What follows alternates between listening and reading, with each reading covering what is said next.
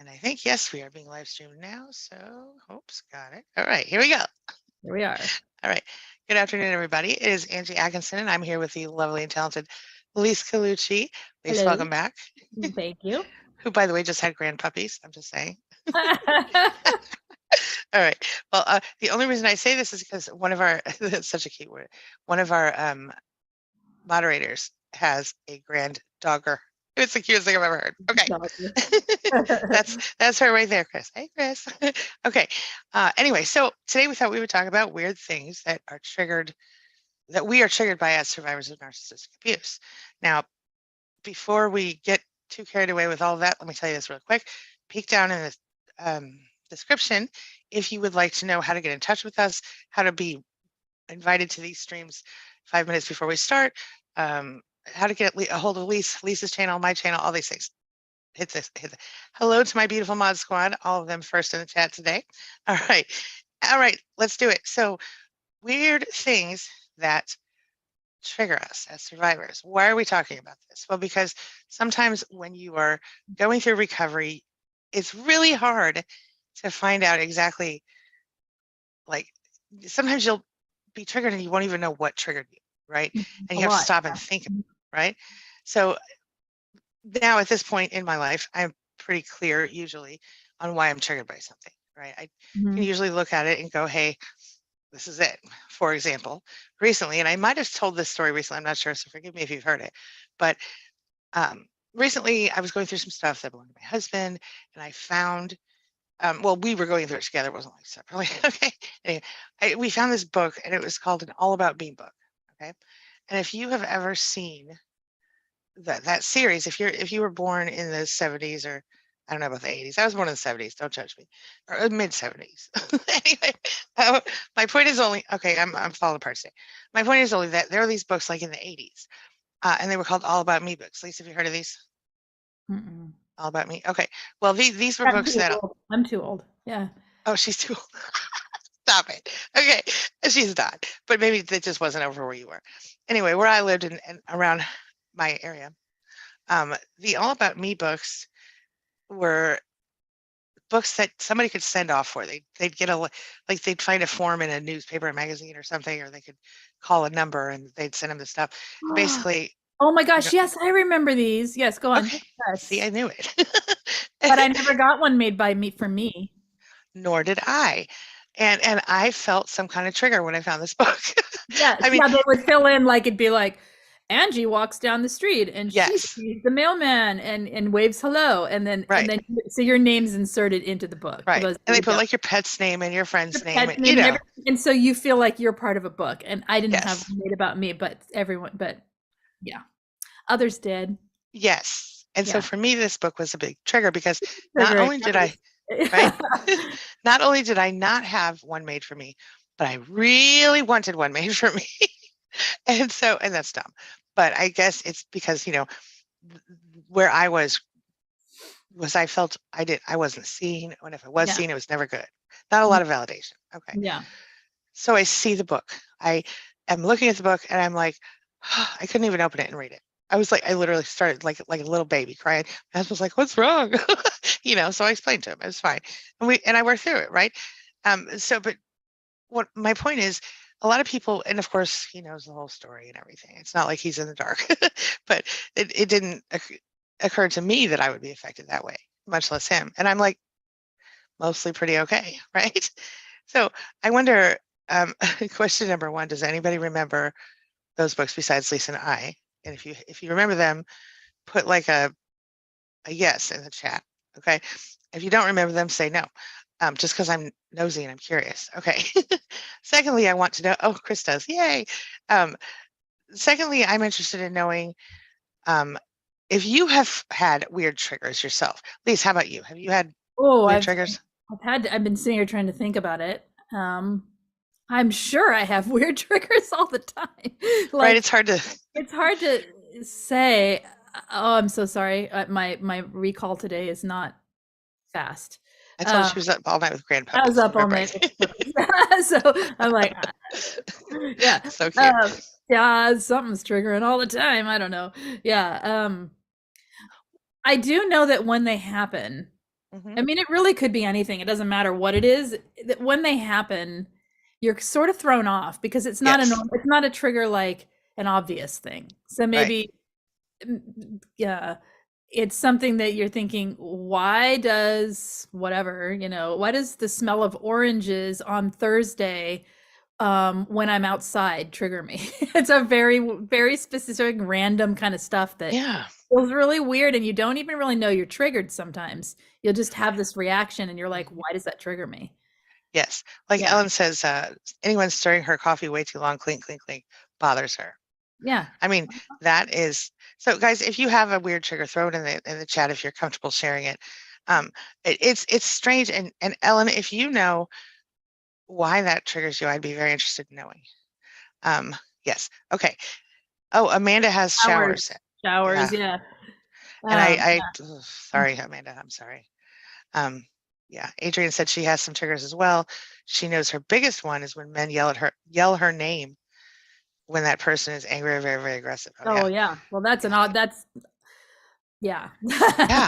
Yeah. I was watching a movie last night. It was with it was called something. Oh, it was called The Black Phone. Okay, and it's a horror movie anyway.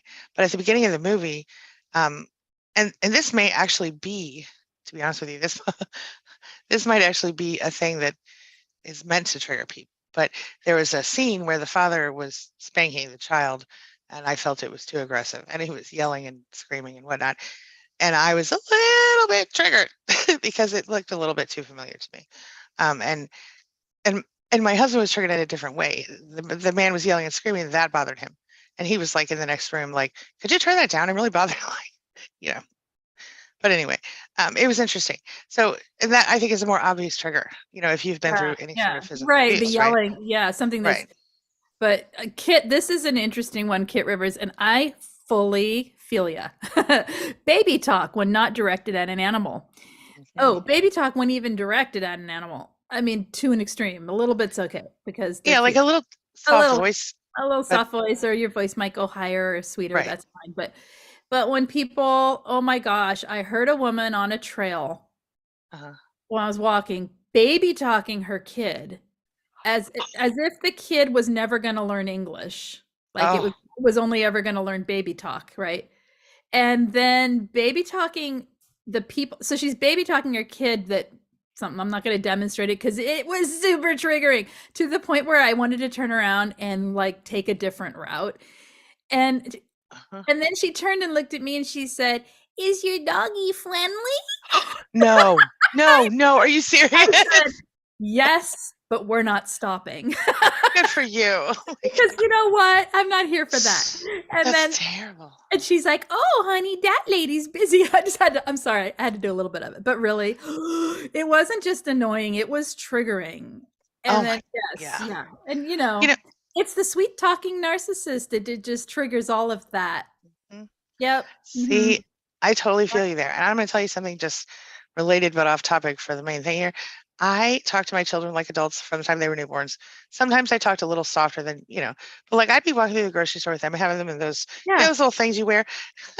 And I would be like, "So what do you think we're going to have for dinner today, kid?" Blah, blah, blah, blah, whatever. Exactly. And I'm going to tell you something. All three of them have amazing vocabularies. Just saying. That's me too. Okay. And I'm not saying you're bad or wrong if you, of course, if you talk cutesy to your babies or whatever, but this was over the top baby talking, like, and then it didn't stop. And then she looked at her husband. She's like, "We should get going." And I'm like, "Oh my gosh, lady, do you talk no?"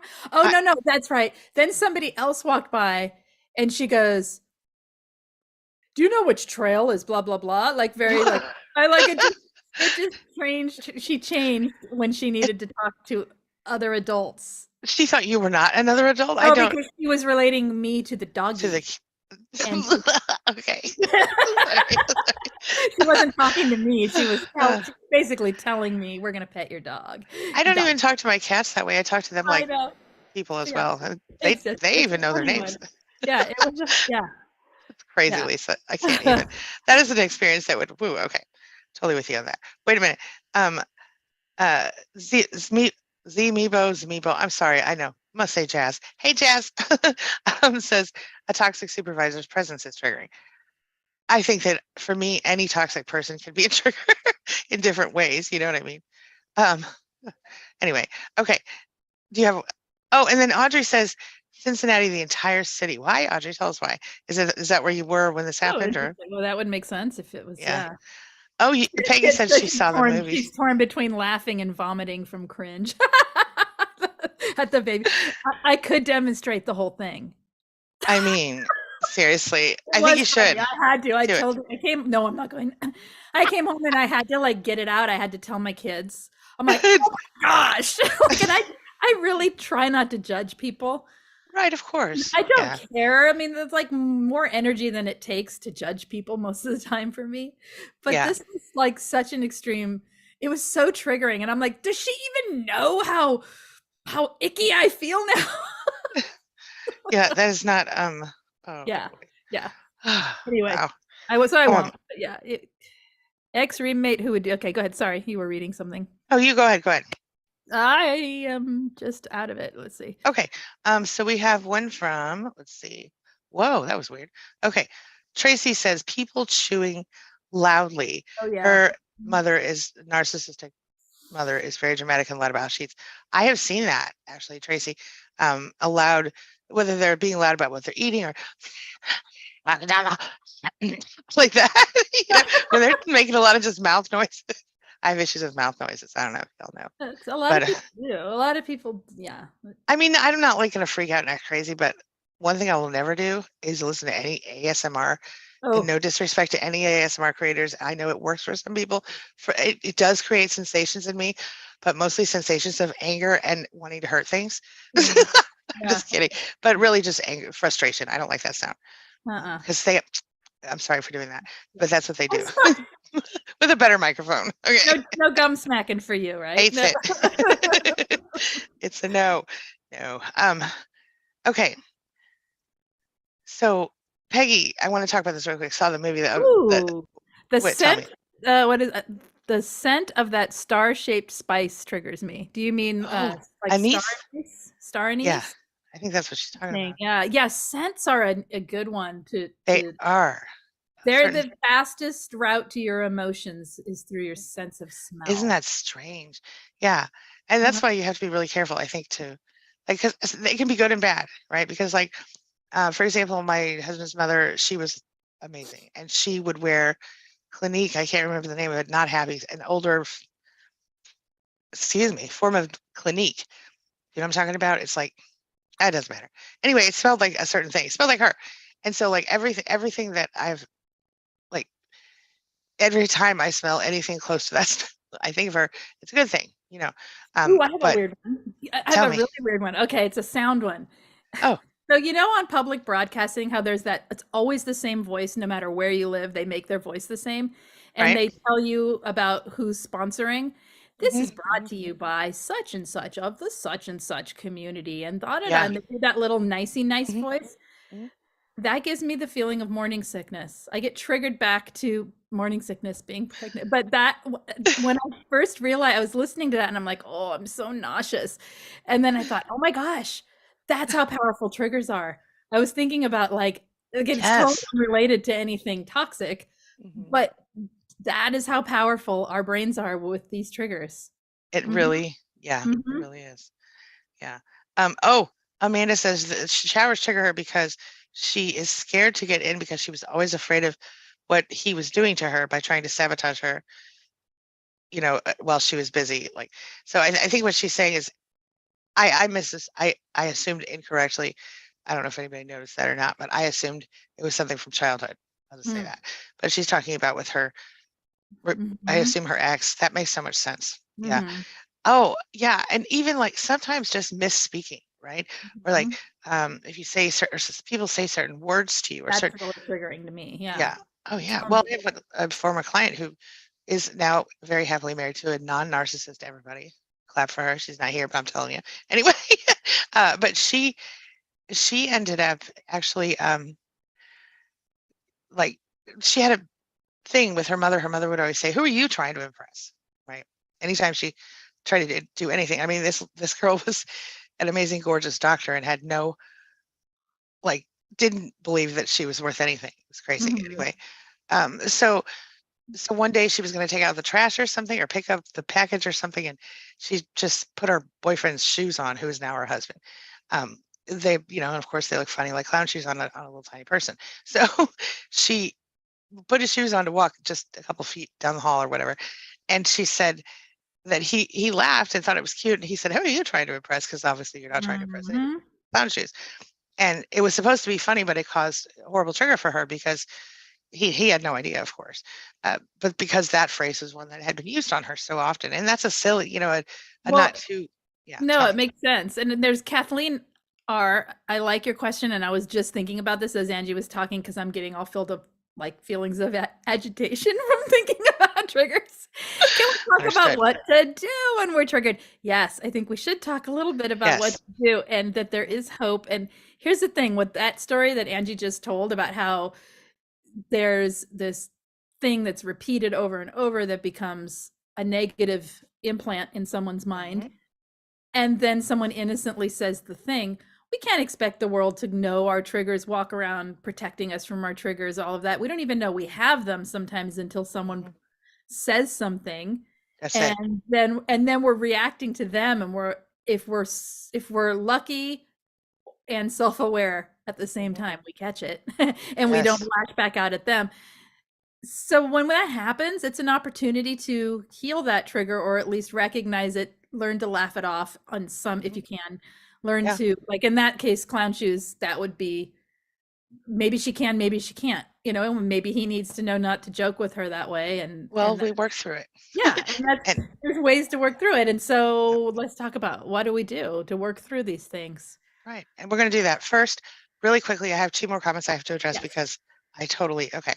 Number one, Leona says, our little secret is a trigger for her. Ooh, and I get that one. Not that particular one for me as much as, look what you made me do.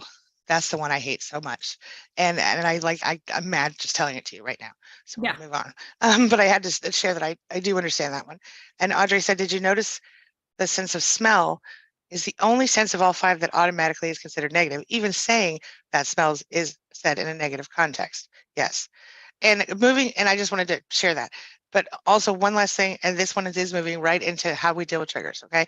Because this one kind of explains it's a really great quick way to explain why we feel triggered.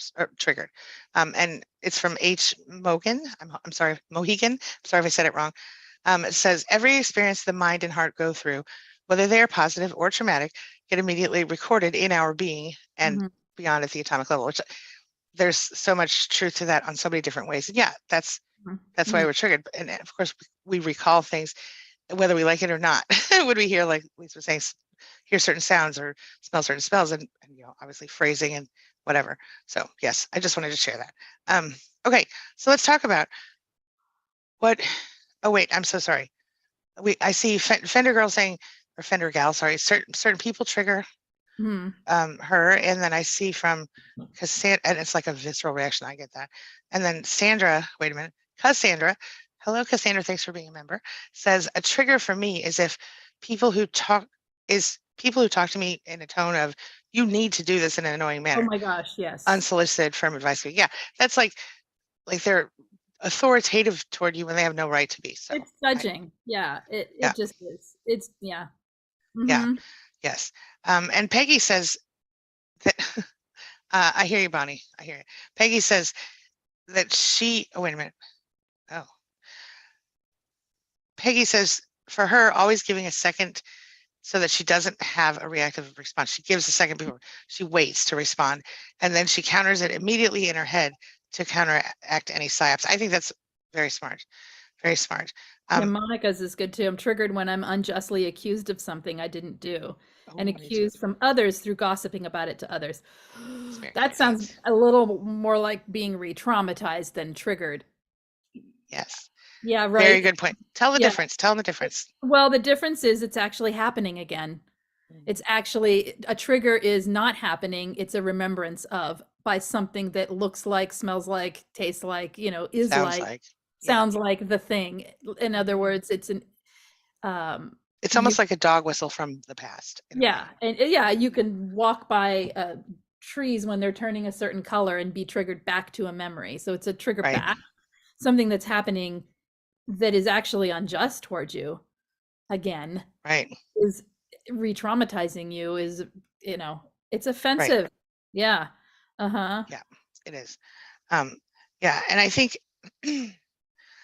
that one of the main. Sorry, go ahead. Tell me. Sorry. No, I'm no, so go ahead. tired. I'm so sorry. I keep thinking, like, totally interrupting you. You're fine. Go ahead. You're fine. Yeah. Okay. Yeah. You got okay. So basically, I think the most important thing for me has similar to what Peggy said, to take a deep breath and step back a minute, but also like I'm very good at gray rock, y'all. It's ridiculous. Sometimes I'm too good at it. Sometimes I'm not. But anyway, so I sort of, if I'm triggered, I tend to stop. I mean, if someone knows me really well, they might know, right? Like there was a situation where I was at a party and it was so stupid. These two adult males began to physically fight and I was horrified. And it was not even that kind of party. Okay. Anyway, it was ridiculous. And so I found myself in the corner, like it was not good, not good. But luckily there was so much going on, nobody noticed. But see, again, that's pretty traumatizing, isn't it? Very much so. Yeah. Yeah. And because just anybody beating on anybody traumatizes me, in front of your face. It's not like it was on television right in another room, you know? Yeah. One of the men was literally stomping the other man's head. Oh, it was awful. Okay, no, this was years ago, but it was awful. Yeah. Anyway, yes. Yeah. So waiting with the immediate, not doing the immediate response thing is good, but also I think having a plan in place for when this happens, right? So like for when you are knowing how what helps you. Yeah. Right. So like, for example, I talk about this all the time, pattern interrupt. If you find yourself spiraling, or even if in the instant that you feel triggered, if you're able to do something to pattern interrupt, maybe this is like, oh, excuse me, I'll be right back, if you're in a group of people, or maybe this is what I do all the time, is I think to myself, nope, I now cancel that thought and I replace it with this affirmation, my true divine desire. I have to listen to myself. To even hear that sentence, like to remember it, I have to stop and switch sides of the brain from emotional to, right? So, or parts, whatever. Anyway, that helps me. A pattern interrupt. There's lots of other pattern interrupts, and we can talk about that later. But also I have videos. I'm sure Lisa has videos as well. Do you have pattern? Yeah, right. Not on pattern interrupt, but on how to cope with and perfect manage triggers. Yeah. So that's another way. Another thing you could do to Lisa, I don't want to keep talking if you have something to say. No, you made me think of something. Okay. Trigger. So wait. Trigger. So, Monica says triggering is a remembrance, usually unconsciously. Correct, and that's awesome. Thank you.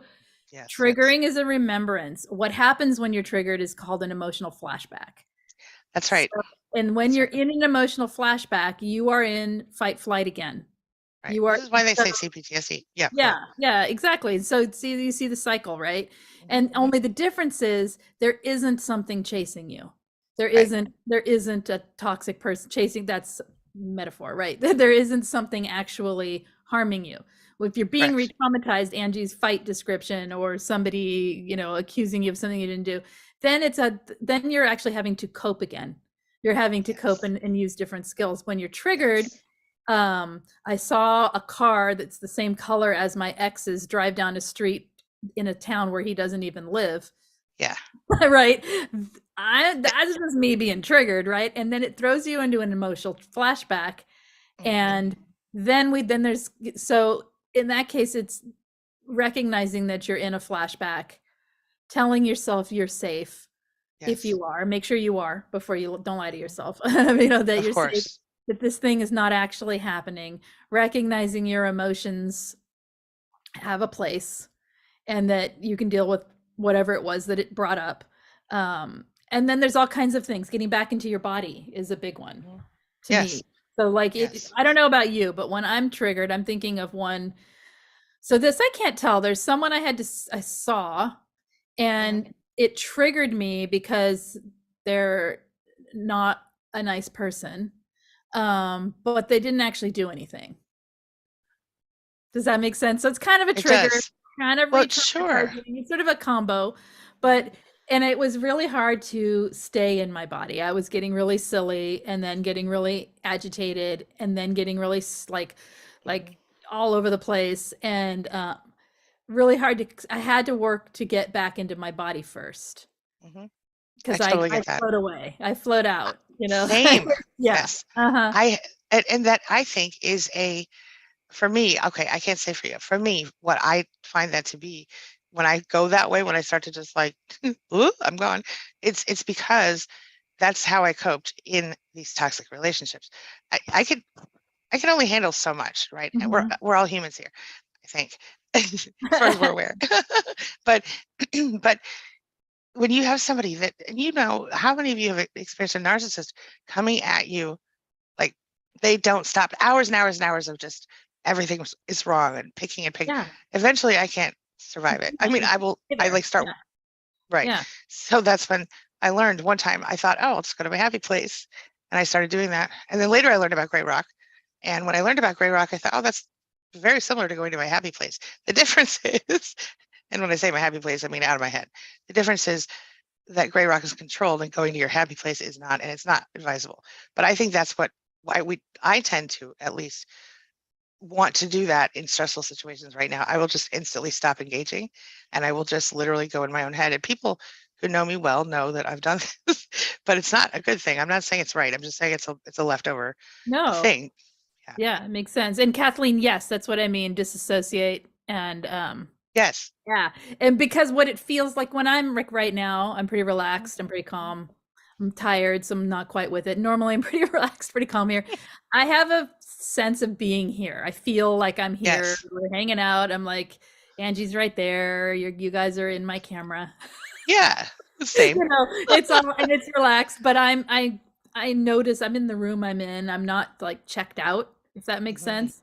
Disassociated, and that's what I mean by staying in my body. When I'm not, I'm just all over the place and I'm not even paying attention. It almost feels like you're disjointed from being inside of the body in a way. 100%. Yeah.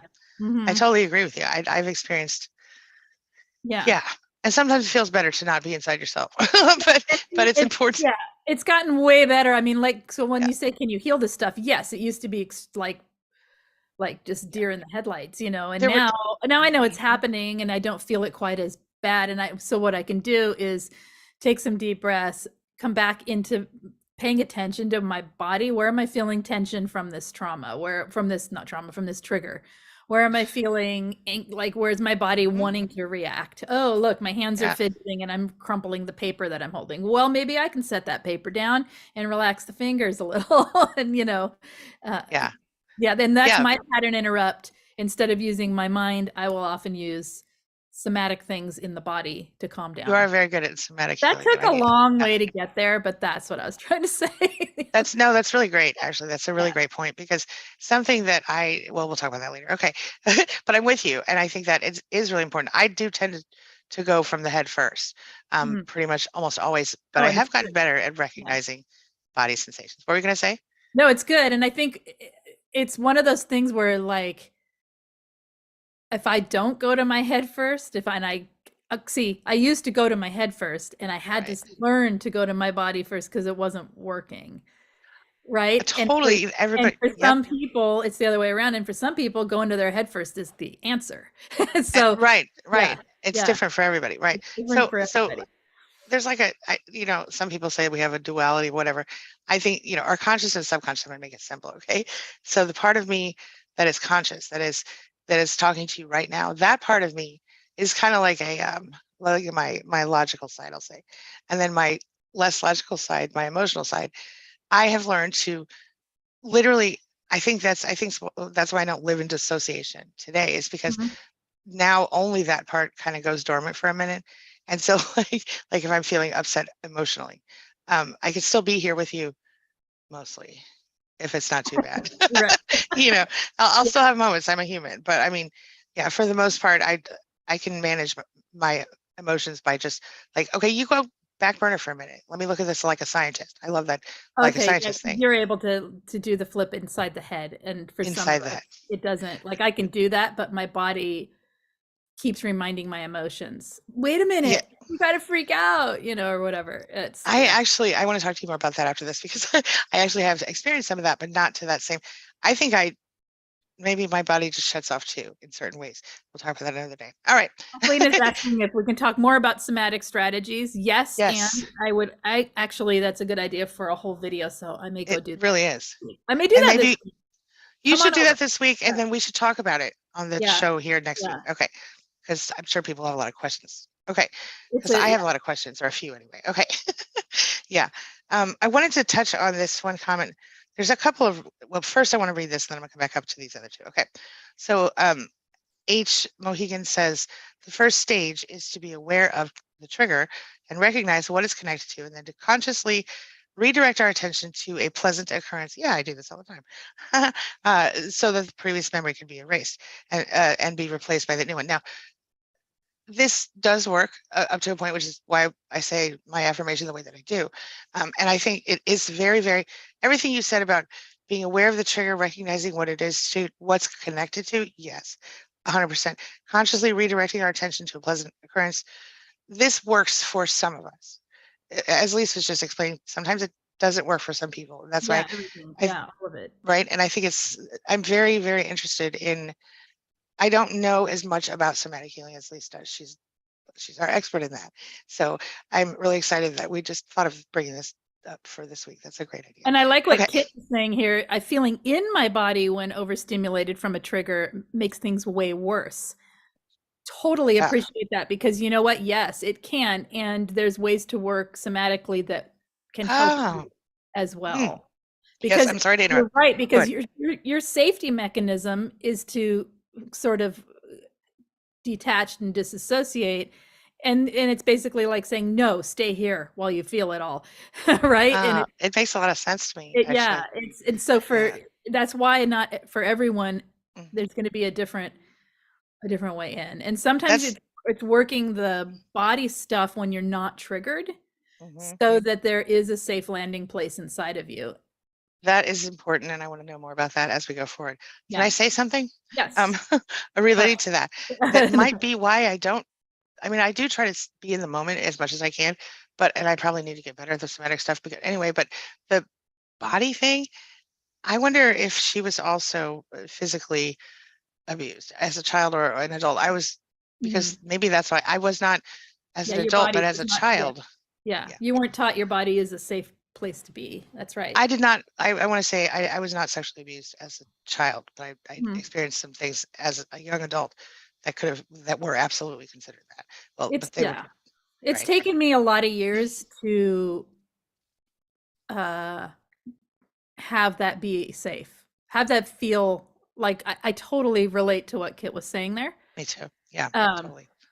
From how it was, it's not like that now. So you know what I mean? Like now it actually feels grounding and better, and I'm able to get the distance I need so I can do what you do, which is do the brain emotion flip instead of. And I think it, like you said, different things are going to work for different people, but I really do think that understanding and using somatic healing as much as possible, or if you can, I've learned a lot from you about that. There's always a way to use it. You just may not want to go straight to get in your body and feel really in a trigger. Yeah, you may not want to. That may not be the approach. It's our bodies take on this trauma, whether especially or not.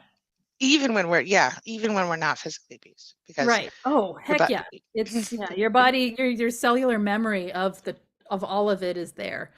Yeah, and we know that there are studies even that show that ongoing abuse can cause physical, and I'm talking about emotional and psychological abuse only, can cause physical effects, like big ones. I mean, and we're not talking about just gaining a few pounds here or losing a few pounds. We're talking about like fiber, all of it. Fibromyalgia is one that I've seen a lot, and immune deficiencies and autoimmune. That's the one. Lots of that in our population, and I've done surveys to see like what's the percentage, and it's significantly higher in the survivor population than in the general population. So like it's crazy. Anyway, sorry, Lisa, go ahead. No, I was just agreeing with you and reading people's stuff at the same time. Okay, I've seen a lot of things about color being a trigger for some people. They're talking the color orange is mentioned, and some people don't love it. Some people, that's just, I think, the color the first person landed on. They all talked about the color. But everyone, like Chris says, I have a similar thing with the color orange because my mother-in-law, also no longer in my life. And then wait a minute, what's this? Oh, yeah, so colors could definitely, where did I see the first? LNC adores orange. And somebody was, triggers, okay, well, I can't find it, but anyway. Oh, here we go. Valerie, pardon me. She has a narcissist relative who buys birthday gifts for her of her favorite color, orange. She even told me she did that, so I'm always being reminded of her. She isn't in my life anymore, and probably she meant to say. Oh my gosh, I had someone do that. Yeah, Really? Oh yeah, buy like something in okay, they not only bought me something in the same color that they like, which is a color I never wear. I think it was like I can't remember. It was just a color I would never wear. and it was not only the same color, it was the style that they would wear and their size. Of which I am not the same size. So they just gave you something old that they had or something they didn't want. What was brand new with tags on? I bought 2 and I'm giving you one because it's really comfortable and cute and blah, blah, blah. And I'm like, and I thought it would remind you of me. I'm like, sure does. Like I could put it on a mannequin and just call it you because it doesn't fit me. That's messed weird. up. It was weird. Wow. Yeah. I bet she got 2 in the mail by accident or something. Probably. Lisa's my size. No, I'm not. Yeah. Well, I'll tell you, I would only buy somebody something in my color if it was because I was like giving them a piece of merch or something like that. Right. I wouldn't. No, it was very, yeah. Like even with my kids, like I have an idea of what they like and I buy them what I think they like. But if I buy them something and I don't ask first, and then they're like, I don't really think I like, I'm like, it's cool, just give it away or whatever. It's fine. I would never expect to actually. Yeah. Anyway, sometimes I just hear them say, I need this, and I buy that. And if it's wrong, I'll just sorry. Anyway, sorry. Colors. All right, moving on. Go ahead, Lise. Do you have one? Oh no, I was just reading. Thank you for the clarification. This is Mosaic Crone, re-traumatizing and triggering. Makes so much sense and explains a lot about my reactions when people are rude to my full access medical service dog. You know what? To that, you just ignore them.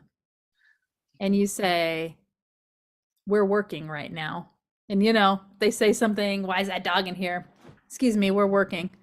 It's people are judgy and awful sometimes. And other people are lovely. So yeah, just don't spin your wheels on those people. Yeah. Yeah.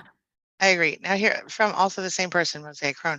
I wonder if the C-PTSD we develop affects the same area of the brain. My mother is malignant narcissist and histrionic. My father was her enabler. I want to come back and talk about the histrionic narcissist in just a moment because Bonnie's got some good comments that fit there. But first, yeah, C-PTSD affects the same part of the brain as drug addiction, which and a narcissist may actually, nobody's going to like this. Narcissists can be considered codependents as well on some level. Oh yeah. So yeah, they become addicted to us as we become addicted to them, and that's the worst part. They're addicted to the supply we give. Correct. Yeah. Of course. Yeah. Diane is asking if these things go away once we're fully healed from narcissists. I mean, it's sort of like alcohol or drug recovery. I think this is my personal opinion that we get better, we feel better, we almost have no, but like I've been out of that marriage forever, and I've been out of my other person, my mother, her life for like what year is this? 2022? A decade or better. You know what I mean? So for a little more even. My point is, most of it goes away, but you might still be triggered as you go. So I feel like it just, I don't know, the more open I am to life. Yes. Honestly, I feel the triggers more. And do you really? Oh yeah. I guess that makes sense. I've gone through life very protected. I don't let people, I don't let anything in, right? And so to let something in means that I'm then open, but it's okay. I don't care. I kind of welcome it because then that just means that's one more thing for me to check off the list of what actually isn't a problem. It's just triggers, we have to stop making them, I think, in our minds, these big giant scary things that we need to tippy toe around. Some things, yes, some things are very violence, aggression. I mean, obvious things. Why would you want to be around that anyway? Right. But the, there are things that will get better. They come and go, and we learn to cope with them. And as we learn to work on how to handle triggers, it gets easier. That's what I think makes it easier. Not just that it fades away because we're healing. It's part of the healing. Maybe that's the answer. It's part of the healing. Learning to cope. Yeah, to cope and manage triggers. Yeah. I'm kind of rambling. Sorry. No, you're not. You're making a good point. And that what I see you saying is that, yeah, okay, so I'm more triggered because now for the first time maybe in your life, or at least in the last many years, you are stepping out into the world, or you have recently, I mean, within the last few years, whatever. Because we've been together, what, 4 years now, I think, something like that. 5 yeah, at least, yeah. Long time. So you're stepping out of that protecting self person because now you've healed to the point that you're ready. Yeah. And now you have these new steps to take. Right. Yeah. And I feel like, and it's okay that triggers are there sometimes. I honestly, I think everyone in the world has triggers. Yes. So. Yes. Ours might affect us a little bit. And deeper. When we are in the healing, like deeply into it, it can just be overwhelming to have them all the time. Mm-hmm. Yes. So I want to come back to the histrionic narcissist really quickly, because Bonnie's talking about her mother who's anyway, she said, my narcissist mother would often say, excuse me, am I speaking clearly? My narcissist mother would often say, thank you, Mary is my favorite child out of 4 children. And then she said also, she would say she was prettier than her 3 daughters' mother saying she's prettier than her 3 daughters, and that she will outlive us. What kind of mom says that? Well, let me say this too. He's saying as a mother, I'm prettier than my 3 daughters. Sounds like, it's like my grandpa. That's how he talked. It's horrifying to me. You know what? Yeah. Okay, but let me say this, Bonnie. I hope this doesn't. I hope this isn't a too soon sort of thing. But we know for sure that the last thing she said is not true. And I don't know why anyone would ever say one child is. I mean, I think. How do I say this? I think certainly some parents and some children, like, I might relate more in one way to one child than in another way to another child. You know what I mean? Like, but I try really hard to make, and I have, I think, made a connection with each kid, right? A good connection. But I was also trying to undo. I just knew for sure that I wanted each of them to know that they were an individual, whole person, not just an extension of me. That was important to me, so anyway, but the people who saying that you're prettier than your daughters, I don't even care if you were a beauty queen and your daughters, I can't, whatever, have something unattractive, right? Unattractive. Why would you even, right? I mean, why would you ever? Why would someone say that? Let's look at that logically. Why would someone say that? Yes. To boost their insecure. Yeah. Yes. To make themselves feel like they're not an aging, crumbling beauty. And do you know the worst part of that for me is that, okay. I think, did I tell you? Okay. I told this to a client today. My mother, when I went on a short road trip with her for reasons that are unimportant at the moment, and I had my daughter with me. My daughter was a baby, under a year old, still nursing, but big enough to like sit up and, whatever. Anyway, so on our way out we stopped to eat, and as we came outside, we were talking before we got in the car, stretching our legs, whatever, and I put these little sunglasses on my daughter, and she looks so freaking cute. And so I'm like, oh my God, you're so beautiful. You know how it is. I had 2 boys first, so forgive me. Anyway, and what happened was my mother said, you shouldn't tell her she's beautiful. Like, you're going to give her a big head. And I thought, well, that explains a whole bunch. About, yeah. Like, wow. I was like, are you joking? Like, no, she was not joking. Anyway, I just thought that was a similar thing. She didn't say she was more attractive, and I don't think she thought she was more attractive. She put you down for telling you your daughter was attractive. Yeah. Like I was having an ego about her.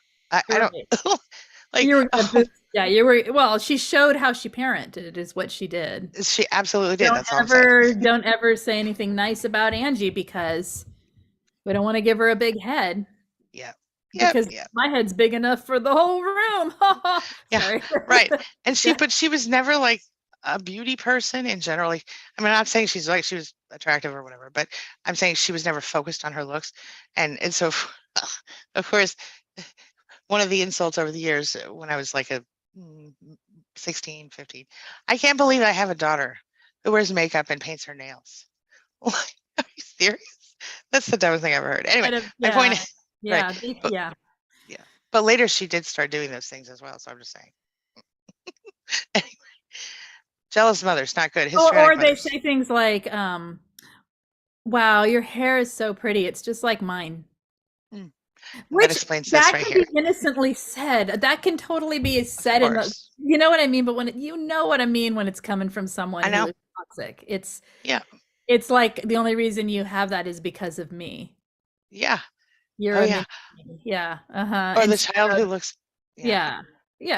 Which I mean, I've said that to my son's got gorgeous hair, and right. I've been like, wow, yours is just like mine, but yours is so much better, is what I say, because it actually is, right? Like, I'm like, I get it. What? Yeah. Like, what did you get all that from? Yeah. You know, this is funny. I think my son looks just like me, my middle son, and I love that because, but he's more attractive because, you know, he's younger and taller and whatever.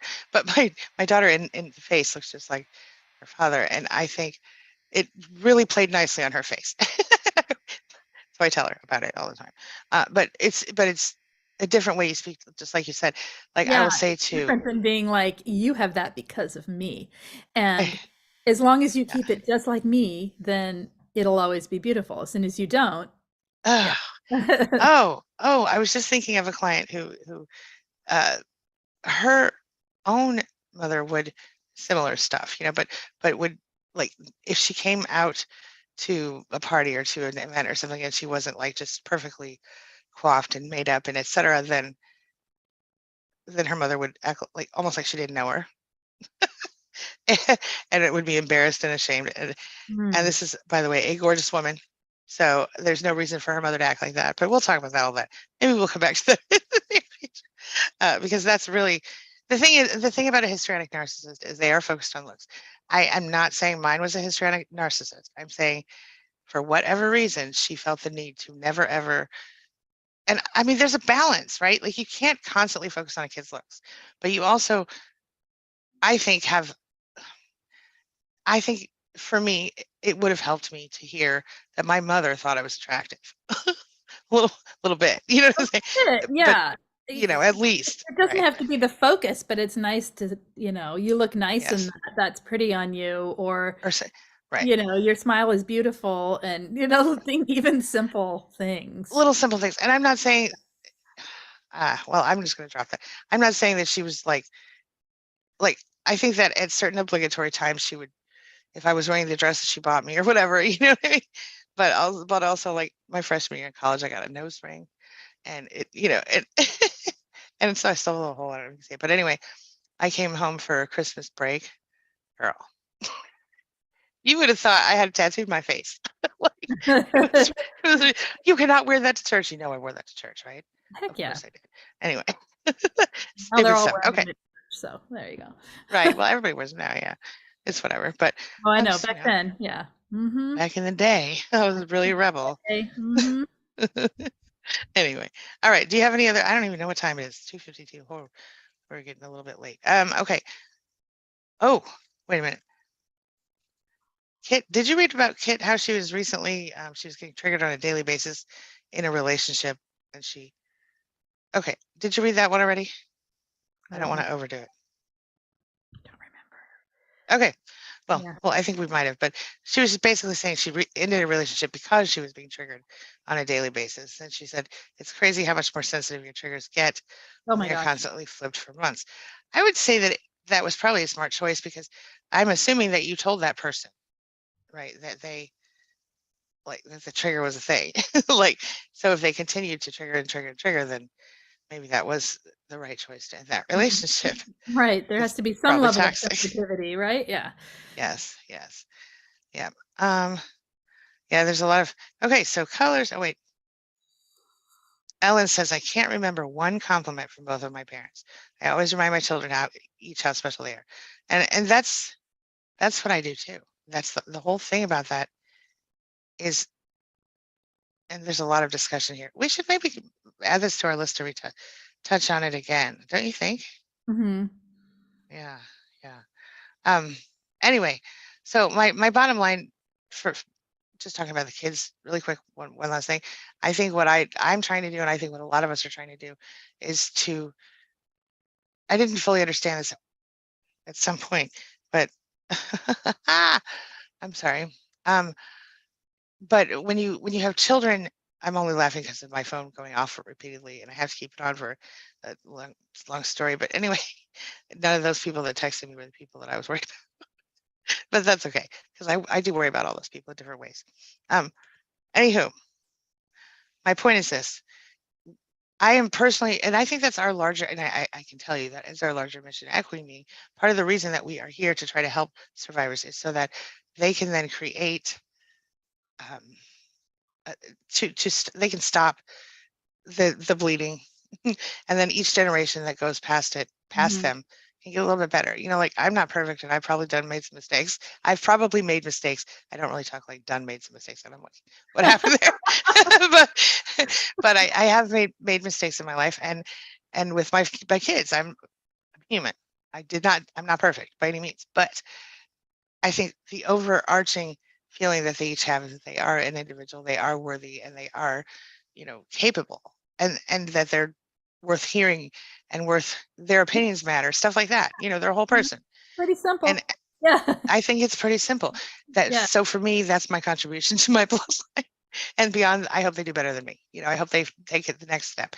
And in a way, this is messed up, but in a way, my mother did take the next step because her mother was very young, and my mother was a little bit older, very, very young, and married to a much older abusive man who abused her in front of the kids. And then there were times when they didn't have food, et cetera, et cetera. Well, I grew up in a house where I always had food, and the husband, my mother's husband, was just madly in love with her. And so I saw a different thing, but then there was all the other stuff on the other side of it. Like we had the physical things we need, our physical needs were taken care of. I hear that a lot from people. Right? Yeah. That's why, right. But then the psychological and the physical stuff, not so great. Not so good. Not even not so good. Was bad. Pretty bad. Yeah. And it's hard for me to even say that out loud. Like, I know that there's this little part of me that still feels like you shouldn't talk about your mother in public. Because that is so ingrained over your whole life. It's tough, isn't it? Yeah. It is. It really is. Yeah. Oh. Ellen's former family would say that her children are beautiful because they look like their dad, but they don't look exactly like her. That's horrible. I mean, it's horrible. Yeah. I like that. H. Mohegan says it's interesting to hear that some parents do focus on the cover over the content and unconditional love. And I think that's a really interesting way to put it, right? Like, do we need to, okay, so we need to add to our list, like, next generation parenting, right? Like, yeah. After, okay, we'll add that to our list. Chris, would you, okay. Yeah, because it's tough because you're going with no template. You're flying by the seat of your pants with no template, trying your best not to do the things that you've figured out that you need to heal from. But when you do this, you're usually, like, I don't know about you, but you might be in your 20s or your early 30s and you haven't gotten to the point in your life. I mean, it took me till, I don't know, a long time to get where, okay, now I'm ready. Oh, wait. They've been here a while. Yeah. So, yeah, it's a tough. Yeah, for sure. I can say this. Yeah, it would. Yeah, you're right. I'll save that for next time. Okay, good. All right. Yeah, there's so many great comments here, you guys. I appreciate all of you so much. Thank you for being here. I think we have to wrap up though, because I have a call in 3 minutes. But hey, Ellen, please. We're almost the same age. I said, Ellen, we're almost the same age. Yeah. Nothing wrong with that. Yeah. Okay, so we're going to wrap up for today. If you have other ideas for, oh yeah, moms like to have so many. I could sit here and talk to you, ladies and gentlemen, all day long. So let me just say, it's been enjoyable today. Thank you. We'll be back next week. Lisa, when's your next live stream? Over on your channel? Yeah. Okay, hold on. We just had grandpuppies. Give her a break. Lisa, this is what you're going to do. You're going to come up with a schedule and you're going to put it in your calendar. I'm talking to myself here. So note to self. Note to self. So yeah, I gotta come up with a schedule, put it in my calendar so I actually have an answer to that. I should do that too. And I will do that. Yeah. Well, we come on here regularly. Why can't I do that there? I don't know why it's harder all on your own, but you know how it is. I know why.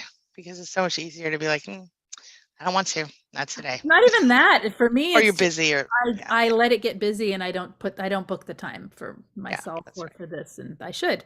So there we go. We'll see what we can do. Do what I can. Yeah. Real people over here, you guys. We're just real people. Okay. Anyway, thank you to our amazing Mod Squad, Bonnie, Ellen, Chris, Peggy, who is UNA. I think I got everybody. Ellen. Yeah. Did I say everybody's name? I think I, all right. And thank you, Jennifer, for being here. Thank you, Redheaded Riding Hood. We appreciate you. And everybody else here, thank you. We appreciate you very much. We will see you next week. Make sure you check the description for our text setup. If you want to get text to your phone, check the description for Lisa's channel. Make sure you subscribe to both channels and let me know if you have any other questions, comments, concerns. We'll see you next week. Lisa, anything else? That's it. Good to see you. See you later. Bye. All right. See you later.